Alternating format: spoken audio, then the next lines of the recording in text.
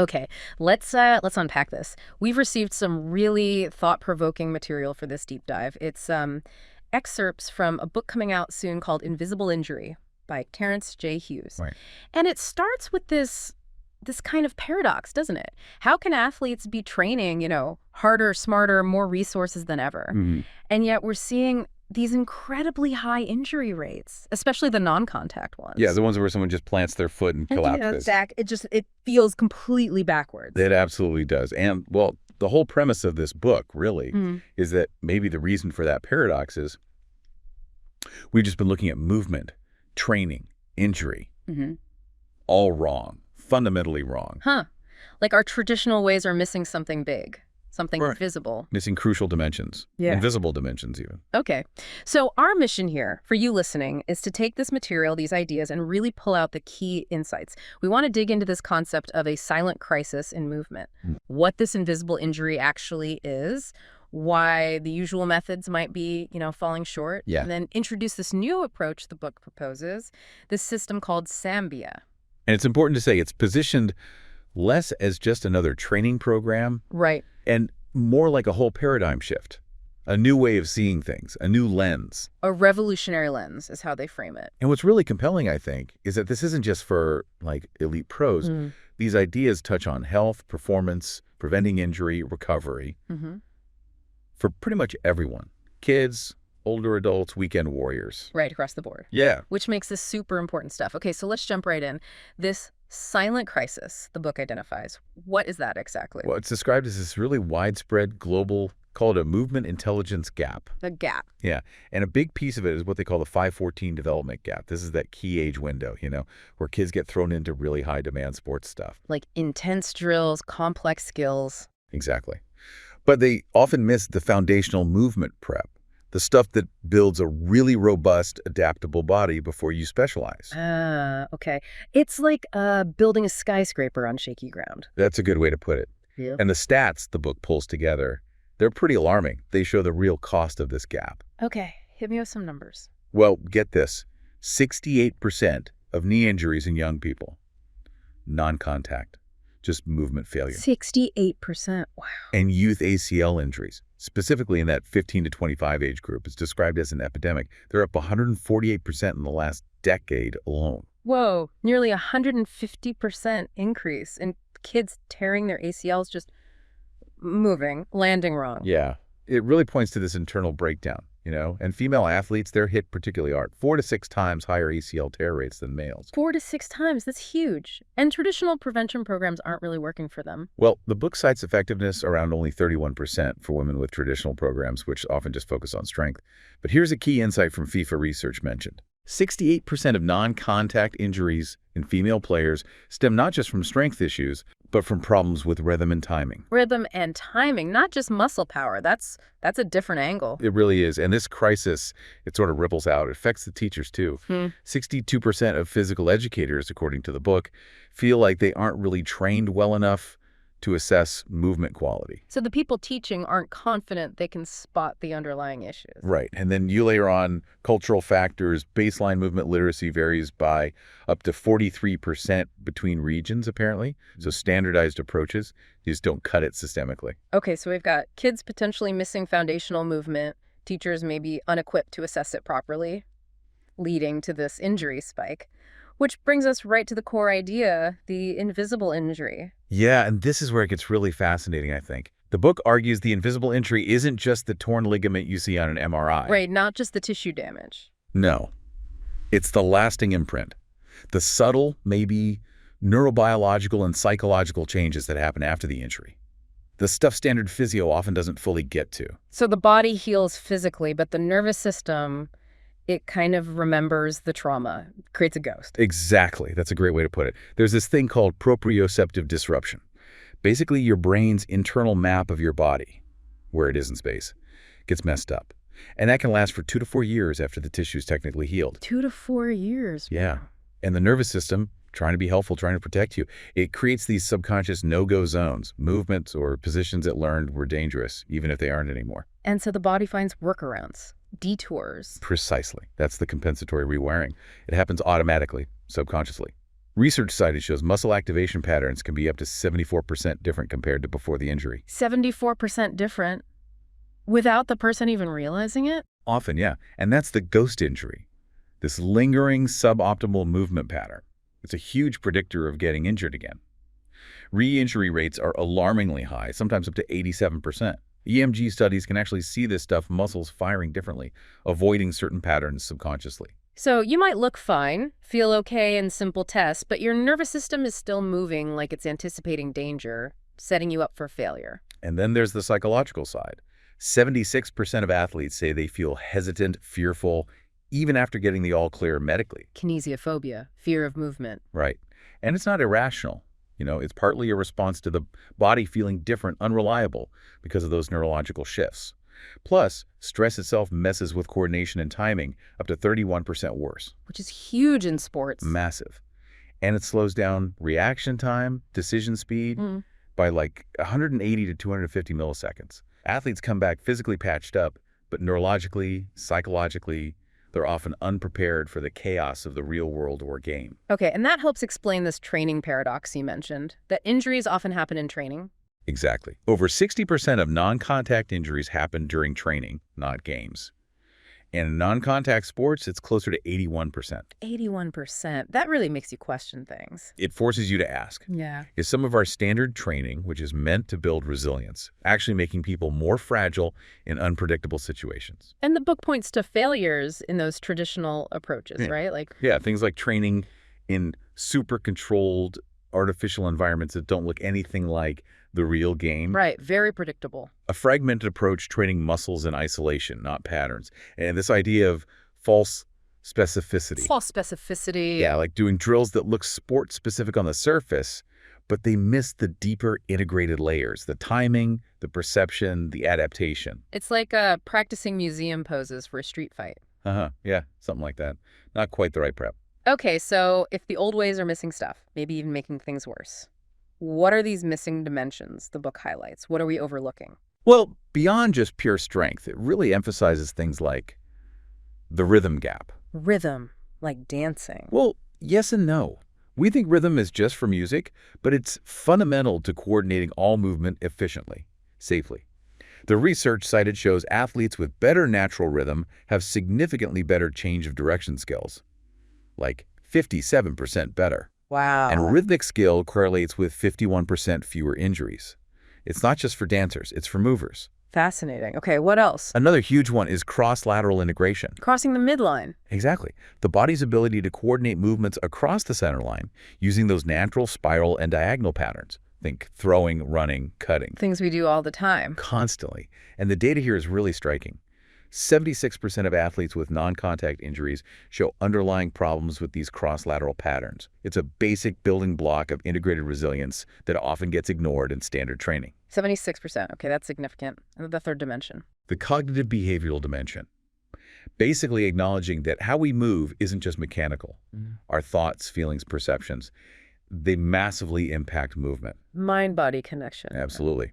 The book points out that using things like themes or metaphors and training behavioral elements can boost adherence by 2.4 times and even reduce the mental load by 38%, freeing up brain power for better movement. So it's not just about muscles and bones. It's the whole system rhythm integration mind. The whole integrated picture, which leads us directly to the solution the book proposes, the Sambier protocol. Sambier, or sometimes Sambia, you mentioned. Yeah, the source uses both, likely emphasizing the integration aspect with Sambia. Yeah. But the core idea is it's not just another workout plan. It's presented as a complete paradigm shift. Okay. A unified system for understanding and developing movement intelligence.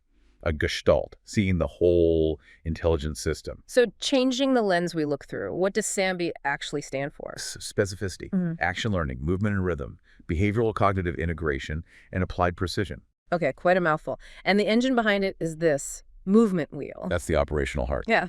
It's a way to organize movement development across different domains, like ground, upright, air, and different functional layers. Yeah. Movement itself, rhythm, cross-lateral patterns, and then activity-specific skills on top. The goal being? To cultivate circular movement intelligence. Yeah. The ability to adapt smoothly, safely, efficiently to any direction, any challenge, any environment. And it's built on core principles, Well, like tensegrity. Tensegrity is fundamental to how Samba views strength. It's not about brute force. It's the idea that strength and mobility work together. They're complementary. Not opposites. Exactly. The body's seen as this network of distributed tension, like one of those cool sculptures held together by wires. True strength isn't rigid. It's shared dynamically through the whole system. It emerges from good coordination and enhances it. That's intelligent strength. Okay, intelligent strength. And how does the system actually teach the body this stuff? Through what they call an action learning framework. It sees the nervous system not as a computer you program, Right. but as an ecosystem that learns best by doing. Through exploration, getting rich feedback, solving movement problems. SAM-BA sessions use things like rhythmic challenges or perceptual puzzles to nudge the individual to discover better solutions from the inside out. So you're creating problems for the body to solve intelligently rather than just telling it what to do. Precisely. You facilitate emergence, not dictate patterns. Mm. And the book shows this isn't just theory. There's global evidence of these principles working, adapted to local needs. Examples. Yeah, really cool ones. Like in the UK, using just resistance bands and bamboo sticks because gyms were restricted, they saw a 61% drop in growth plate injuries in young athletes. 61% with simple tools. Yeah. In Japan, where barbells were apparently prohibited for youth, they used breath-driven bodyweight stuff based on these ideas and improved sprint times by 22% by age 15. Sweden, they used the movement wheel ideas plus rhythm training for 11, 13-year-old girls and reduced the risk of that dangerous knee valgus collapse by 52%. 52% reduction in that risky knee movement. And Brazil, leveraging their capoeira heritage for coordination, saw a 31% jump in agility in dance-trained athletes. It shows the principles are adaptable and powerful. Those are really compelling results, not just small tweaks. Okay, let's zoom in on some of the core SAM-BA concepts. How does this look in practice? You mentioned multidirectional movement, circular intelligence. Right. This is a big one. Think about a typical gym workout, lots of forward, backward, up, down movement, right? Yeah. Very linear. Yeah, bench press, squats, rows, mostly straight lines. The book calls that the tyranny of linear thinking. But our bodies, our joints, our tissues, they're designed for circles, spirals, movement in all directions. And why is moving in all these different directions so vital? Several key reasons. One, it spreads the load out better, less stress on one spot. Two, it literally nourishes the joints moving through varied angles, pumps synovial fluid like oiling the hinges. Ah, interesting. And three, it massively improves proprioception, your body's internal GPS.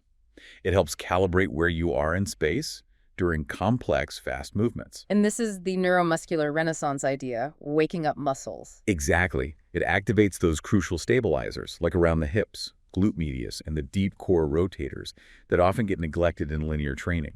The research they point to is pretty amazing, linking this kind of training to up to 80% fewer ACL injuries. Oh, 80%. And 70% fewer ankle sprains. It's about building resilience from the inside out. And the funny thing is, some of the best ways to do this are simple things we did as kids. Totally. Like skipping. Skipping is brilliant cross-lateral pattern, varied impact, dynamic balance. It's packed with movement intelligence. The book stresses you don't need fancy gear. So what can people do? Just adding 5 or 10 minutes, maybe 2-3 times a week, of simple things like lateral shuffles, grapevine steps, even just walking backward. Grapevines, okay. Backward walking. Yeah. These simple additions can make a real difference. They cite potential reductions in things like knee pain by 30-40% just by strengthening those stabilizing muscles like the VMO and glute medius in different planes. Grapevine gets the whole kinetic chain rotating. Backward walking hits the hamstrings and glutes differently and really challenges balance and proprioception. It's about honoring the three-dimensional body. Makes total sense. Life isn't lived in straight lines, so the question shouldn't just be how heavy or how fast. But how varied and how integrated. That's the shift. Okay. What about addressing that invisible injury more directly, the behavioral dimensions of recovery? Right. This tackles the fact that after an injury or even just being inactive for a long time, your own body can feel unfamiliar, almost like foreign territory. Yeah, you get that fear, that protective tension. Exactly. Fear avoidance, protective bracing, maybe fixating your attention just on the injured part. Standard rehab often focuses just on the physical mechanics, strength, range of motion. But misses the mental and perceptual side? Precisely. So this approach is about behavioral reclamation. helping people reclaim ownership of their movement, rebuilding confidence by recalibrating perception, reintegrating the body in space. It uses what they call the real-world emulation principle. Emulating the real world. How? By practicing movements that reflect actual life demands, but in scaled, safe ways. Maybe walking on slightly uneven surfaces, balancing while doing another simple task, things that mimic the unpredictability of life. So you're training the brain and nervous system to feel safe and capable again in realistic scenarios, not just on a flat clinic floor. You got it. It's about making those hidden patterns, the bracing, the avoidance, the negative self-talk like I can't do that, making them visible so you can address them. It taps into the confidence capacity loop. Confidence capacity loop. Yeah, the idea that confidence influences how capable you feel, which dictates how much you're willing to explore movement, which then builds your actual capacity. It's a feedback loop. Intervening here helps build positive spirals. They call it interactive recovery. It's not passive, it's not just active exercise. It's an engaged, interactive process. And the case study of Eleanor, the 82-year-old. Such a great example. She'd had fall, lost confidence. The rehab focused not just on strength, but on these behavioral and perceptual aspects, practicing on different surfaces, tasks requiring divided attention. It helped her, in her words, feel like I've moved back into myself. Wow. That's powerful. And it highlights that this isn't just for athletes, it's universal. Whether you're 82 recovering from a fall or 22 recovering from surgery, addressing the behavioral layer is key to full recovery. Okay, shifting focus a bit. Empty game analysis. This sounds intriguing. Tackling the silent paradox of attention. Yeah, this one's fascinating. The idea is we get so locked onto the object, the ball, the puck, whatever, that we completely miss the crucial stuff happening off the ball. The movement, intelligence, and space. Like that Johan Cruyff quote. Exactly. Amateur focuses on the ball. Professional focuses on the space. This method tries to make that space and how players use it visible. How do they do that? Deceptively simple. You strategically take the object away. Just remove the ball. Temporarily, yeah. Remove the object. Apply the trained eye. And that last part is key. You need observers trained to see the subtleties of movement in space. And what emerges from that charged void, as the book puts it? You start to see the underlying movement signatures, how players control space, their anticipatory movements where they position themselves before the action happens, their timing, their rhythm, how they scan visually, how quickly they make decisions based on spatial cues, not just the ball. So it reveals the invisible architecture of their game sense. Beautifully put, yeah. The book says, in the charged void of empty space, we find the DNA of performance. It turns observation into a living laboratory. So you're seeing not just if they completed the pass, but how they read the space, how they timed their run, how they opened their body. Exactly. And it's measurable, too. You can see improvements in anticipatory movements, faster decision-making based on spatial cues. The soccer case study mentioned showed real gains in things like counterpressing and transition play after using this analysis. So it's a revolution of perception. Mastery isn't just what you do with the ball, But how you move without it, how you command the space between where mastery lives. It's a powerful shift in focus. And all of this, the multi-directional movement, the behavioral focus, the empty game stuff, it demands a different kind of coaching, right? A different philosophy. Absolutely. It requires a fundamental shift in the coaching and learning philosophy. The book introduces the idea of simplexity. Simplicity. Yeah, the paradox of elegant complexity. Think about watching a master athlete move. It looks effortless, simple, fluid. Smooth. But underneath that simplicity is layers and layers of integrated complexity. Simplexity, in this context, is about designing training that activates that complexity through smart constraints, transitions, challenges. It's not dumbing things down. It's strategically prompting sophisticated responses. Using things like a multi-directional base or cross-lateral disruption. Exactly. Design anchors. Movement becomes a living puzzle. You introduce a constraint, maybe limit space or change the rhythm. That creates a bit of disorientation. Forces the nervous system off autopilot. Precisely. Yeah. It has to reorganize, find a new, often more efficient or robust solution. And the coach's role in this, Yeah. it changes dramatically. Totally. You move from being the director, the expert correcting every flaw, The programmer. to being a catalyst. Yeah. Your job is to design the environment, pose the right problems, create the conditions for the individual's own embodied intelligence to emerge and figure things out. It's facilitating discovery, not just transmitting instructions. Coaching from correction to coherence, as they put it.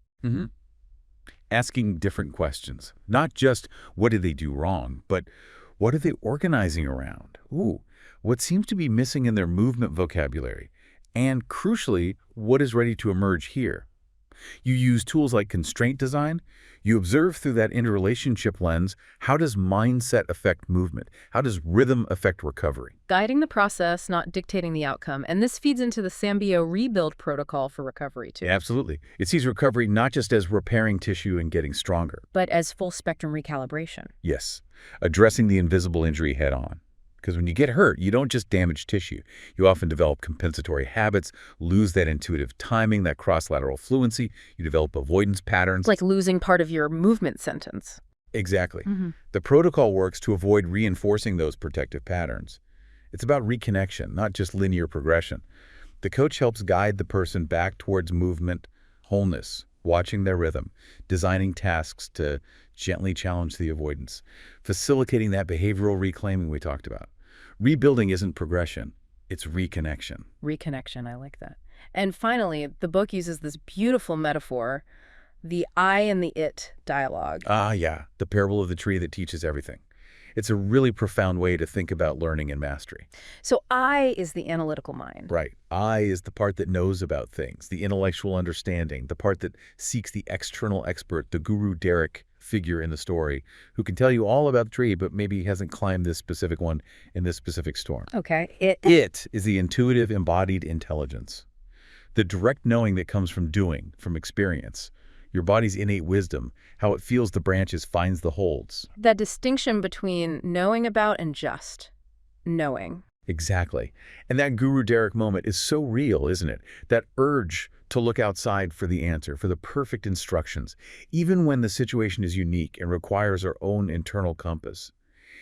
The dialogue shows learning really takes off when you start to trust that it, engage directly with the challenge, figure out the tree yourself. And it's not about ditching the I, the knowledge. No, not at all. It's about integrating them. The realization hits. Knowing and knowing about are different things.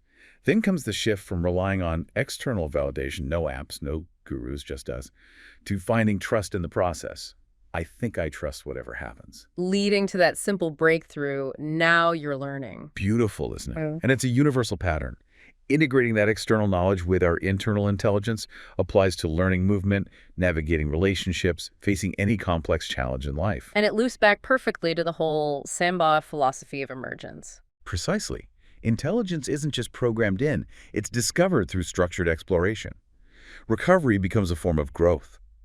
Coaching is about creating the conditions for that potential to emerge, and it suggests our potential is maybe far vaster than we assume if we honor that integration. It really is a revolution in thinking about our capabilities when we see the mind and body not as separate, but as this incredibly intelligent, integrated system. Yeah, a powerful message. Wow. Okay, this has been a really deep dive into some genuinely revolutionary ideas about human movement, performance, injury prevention, all drawn from this forthcoming book, Invisble Injury.